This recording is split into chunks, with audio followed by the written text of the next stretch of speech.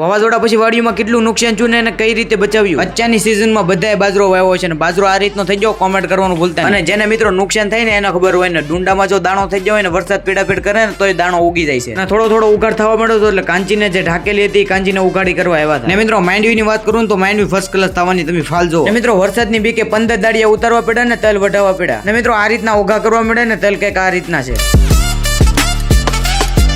મિત્રો ઉઘાડ થઈ જતો એટલે ઉપિનભાઈ મોજમાં આવીને કાંઈક તેલ વાટવા માંડ્યા કેમ કે તેલ બધા વટાઈ જાય ને. અદુભાઈ એની સાયકલ કાઢીને જે ખેતરમાં બાજરી હતી એ ખેતરમાં આટો મારવા નીકળી જાય ને ભાઈ આ રીતની કંઈક બાજરી થઈ ગઈ.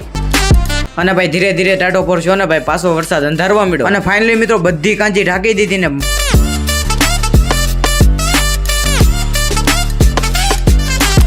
કેમ લાગે કનેક્ટ વરસાદ આવશે કે વરસાદ આવશે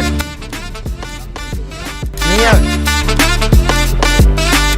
પવન ઉડવા મળ્યો હતો એટલે ઊનકાના દા લઈ આવ્યા પાટીઓ ને પાટીએથી કામ ન આવેલું તો રાખવા મળ્યા ધૂળ.